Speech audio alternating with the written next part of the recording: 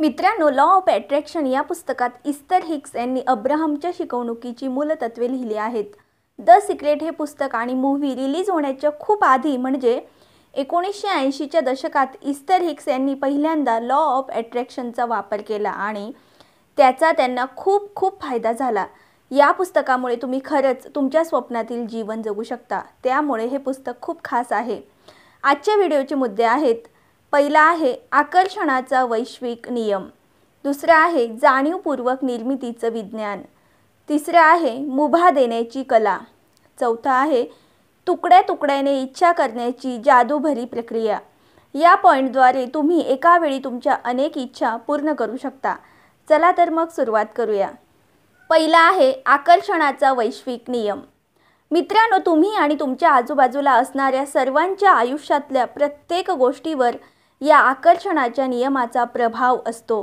जे काही तुम्ही पाहता, अनुभवता त्याचा पाया म्हणजे हा आकर्षणाचा नियम. म्हणून आनंदी जीवन जगण्यासाठी हा नियम समजावून घेणं अत्यावश्यक आहे. आकर्षणाचा नियम म्हणतो समसमान गोष्टी एकमेकांकडे आकर्षित होतात. इंग्रजीत एक म्हण आहे, समान पिसं असलेले पक्षी एकाच कळपात येतात. ही म्हण प्रत्यक्षात आकर्षणाचा नियमच सांगत असते. आपल्या आजूबाजूच्या समाजातही तुम्ही हे अनुभवलं असेल की जो माणूस सतत आजारपण, रोग याबद्दल बोलत असतो तो त्याचाच अनुभव घेतो. जो माणूस नेहमी उमेदीच्या गोष्टी आणि भरभराटीबद्दल बोलतो त्याची नक्कीच भरभराट होते. या विश्वात सर्व काही ऊर्जा स्वरूपात आहे. आपलं शरीर आणि हे सर्व विश्व अणुरेणूंनी बनलं. यालाच तुम्ही व्हायब्रेशन म्हणता. प्रत्येक विचार व्हायब्रेशन निर्माण करतो. आकर्षणाचा नियम हा कंपनमय जगातील प्रत्येक कंपनाला प्रतिसाद देतो. आकर्षणाचा नियम सकारात्मक विचार आणि नकारात्मक विचार यात भेद करत नाही. तुम्ही ज्या विचारावर जास्त लक्ष केंद्रित कराल तो विचार जास्त व्हायब्रेशन निर्माण करतो. मग तो विचार सशक्त होतो आणि वास्तवात साकार होतो. तुमच्या विचारांद्वारे तुम्हाला ती गोष्ट हवी आहे का नको आहे याचा आकर्षणाच्या नियमावर प्रभाव पडत नाही. तो नियम फक्त एवढंच जाणतो की त्या गोष्टीवर तुमचं लक्ष केंद्रित झालं आहे, मग ती गोष्ट तुम्हाला अनुभवाला येते. आपल्या मनात असंख्य विचार येतात, त्यामुळे त्यांना नियंत्रित करणं अवघड असतं. मग अशा वेळी तुम्हाला या क्षणाला कोणती भावना जाणवत आहे यावर लक्ष केंद्रित करा.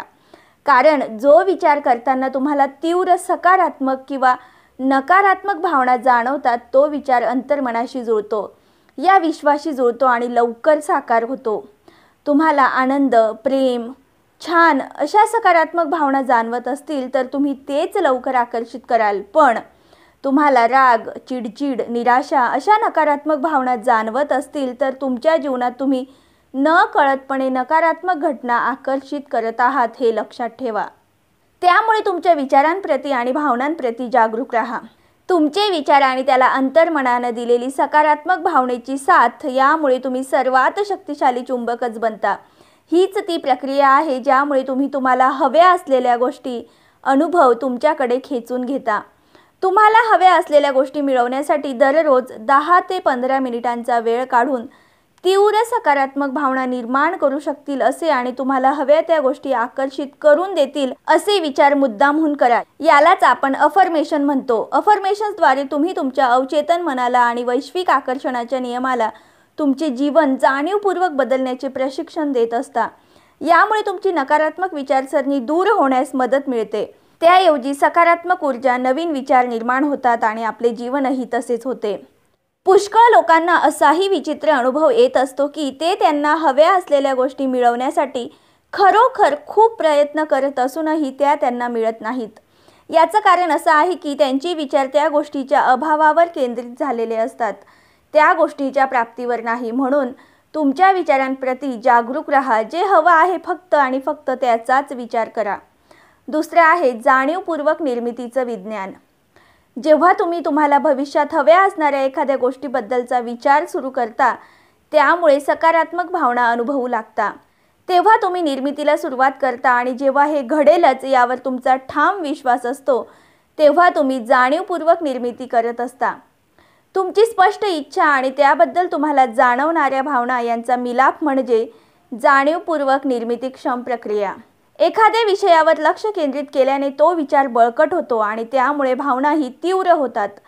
पण समजा तुम्ही असा विचार केलात की मला छानसं घर हवं आहे, किती छान होईल माझं स्वतःचं घर झालं तर. मग नंतर विचार कराल, पण त्याला किती पैसे लागतील, माझ्याकडे तर आता तेवढे पैसे नाहीत. अशा प्रकारे जर विचार मागे पुढे व्हायला लागले तर तुमची इच्छा बळकट होणार नाही आणि विचारांची ताकदही कमी होईल. मला हे हवं आहे, पण जेव्हा तुम्ही पण म्हणता तेव्हा तुम्ही त्या इच्छेला रद्द करता किंवा विरोध करता. यामुळेच तुम्हाला हव्या असणाऱ्या गोष्टी मिळवण्यास उशीर होतो. तुमची सद्यस्थिती काय आहे यापेक्षा तुम्हाला ती कशी असायला हवी आहे यावर जर तुम्ही संपूर्ण लक्ष केंद्रित केलं तर तुम्हाला चटकन अनुभव येतील.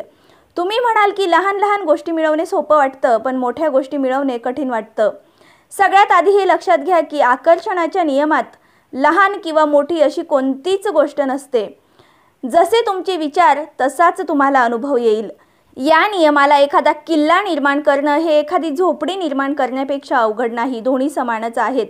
10 लाख रुपये निर्माण करणं काय आणि 10 कोटी रुपये निर्माण करणं काय, हे दोन्ही सारखंच आहे. म्हणून तुम्हाला जे हवं आहे तोच विचार करून त्याला सकारात्मक भावनेची जोड द्या, म्हणजे तुमच्याद्वारे जाणीवपूर्वक निर्मिती होईल. तिसरा आहे मुभा देण्याची कला. मुभा देण्याच्या कलेचा नियम म्हणतो, मी जसा आहे तसा आहे आणि दुसरे जसे आहेत तसे असण्याची मुभा मी त्यांना देतो. हा नियम तुम्हाला पूर्ण स्वातंत्र्य बहाल करतो. हे स्वातंत्र्य म्हणजे या विविधतेने भरलेल्या जगातही तुम्ही स्वतःला हवं तेच निवडून आनंदी आयुष्य जगावं. जेव्हा तुम्हाला हा वैश्विक नियम समजतो तेव्हा तुमच्या आयुष्यात अडथळे येत नाहीत, कारण तुम्हाला हे कळतं की तुम्हाला जसं हवं आहे तसं तुमचं विश्व घडवण्यास तुम्ही स्वतंत्र आहात आणि इतर लोकही त्यांना हवं तसं त्यांचं विश्व घडवण्यासाठी मोकळे आहेत. यामुळे इतरांच्या विचारांचं भय वाटत नाही. जेव्हा तुम्ही स्वतःला वळण लावाल की मला फक्त आनंदातच सहभागी व्हायचं आहे, तेव्हा तुम्ही मुभा देण्याची कला मिळवली असं म्हणता येईल. जेव्हा तुम्ही एखादी गोष्ट मला हवी आहे असा निर्णय घेता तेव्हाच तुम्ही जाणीवपूर्वक निर्मितीच्या समीकरणाचा अर्धा भाग पूर्ण करता. जाणीवपूर्वक समीकरणाची दुसरी बाजू आहे मुभा देणं, अपेक्षा करणं किंवा घडू देणं. आणि म्हणून जेव्हा तुम्ही म्हणता मला हे हवं आहे म्हणून मी हे घडू देईल आणि मग हे घडेल, तेव्हा तुम्ही ते प्रत्यक्षात उतरवू शकता. हव्या त्या घटनेवरच विचार करून तुम्ही स्वतःला ते अनुभवण्याची मुभा देता, कारण मुभा देण्याची अवस्था म्हणजे नकारात्मकतेपासून सुटका. चौथा आहे तुकड्या तुकड्याने इच्छा करण्याची जादूभरी प्रक्रिया. मित्रांनो, तुम्ही आयुष्यभर एकच इच्छा बाळगता असं नाही, तर अगदी एका दिवसातही तुम्ही वेगवेगळ्या वेळी वेगवेगळी इच्छा करता आणि तुम्ही एका दिवशी विचार केला आणि लगेच त्याच दिवशी ते प्रत्यक्षात उतरलं असं कमी वेळा घडतं. पण तुकड्या तुकड्याने विचार प्रक्रिया वेगवेगळ्या इच्छांवर केंद्रित केल्यामुळे त्या भविष्यात साकार होतील. म्हणजे एका दिवसाचे अनेक भाग असतात. त्या भागात प्रत्येक वेळी तुम्हाला काय हवं यावर जर तुम्ही लक्ष केंद्रित केलं तर कालांतराने तुमच्या अनेक इच्छा पूर्ण होतील. हा प्रयोग तुम्ही नक्की करून बघा. उदाहरणार्थ, झोपेची अवस्था हा दिवसाचा एक तुकडा झाला. अशा वेळी माझं शरीर पूर्णपणे तणावरहित व्हावं ही माझी इच्छा आहे. दुसऱ्या दिवशी सकाळी जेव्हा तुम्हाला जाग येईल तेव्हापासून उठेपर्यंतचा काळ हा दुसरा तुकडा आहे. मग उठण्याआधीच आजचा माझा संपूर्ण दिवस उत्साहात आणि आनंदात जाईल ही माझी इच्छा आहे. त्यानंतर सकाळची कामे आटोपून नाश्ता करता तो एक तिसरा तुकडा आहे. नाश्ता करताना मी सर्वोत्तम पौष्टिक अन्नच निवडीन. या अन्नानं माझ्या शरीराची पोषणाची गरज भागेल आणि माझ्यात शक्ती संचारेल. अशी इच्छा केल्यामुळे तुम्हाला त्याचा खूप फायदा होईल. ऑफिसला जाताना गाडीत बसल्यावर दिवसाच्या वेगळ्या भागात तुम्ही प्रवेश करता. त्यावेळी माझा प्रवास सुरक्षित होईल अशी इच्छा बाळगा. ऑफिसमध्ये गेल्यावर नवीन भागाला सुरुवात होईल, तेव्हा आज ऑफिसमध्ये मी माझं काम सर्वोत्तमरित्या पूर्ण करेल. ऑफिसमधले माझे सगळे सहकारी आणि बॉस माझ्याशी चांगले वागतील अशी इच्छा तुम्ही करू शकता. या प्रकारे दिवसभरात वेगवेगळ्या तुकड्यांमध्ये इच्छा केल्यामुळे तुमच्या इच्छा किती प्रबळ आहेत आणि त्या कशा प्रत्यक्षात येतात याची तुम्हाला जाणीव होऊ लागेल. मग तुम्ही जगत जेते आहात ही भावना जाणवू लागेल आणि तुमच्या दिवसावर, अनुभवांवर तुमचं स्वतःचंच पूर्ण नियंत्रण असल्याचं तुम्हाला वारंवार दिसून येईल. मित्रांनो, सविस्तर माहितीसाठी तुम्ही हे पुस्तक अवश्य वाचा. तुम्ही तुमचा अमूल्य वेळ काढून हा व्हिडिओ पूर्ण बघितल्याबद्दल मी तुमचे मनापासून खूप खूप आभारी आहे आणि मला पूर्ण विश्वास आहे तुमचा हा वेळ नक्कीच सत्कारणी लागला असेल. धन्यवाद.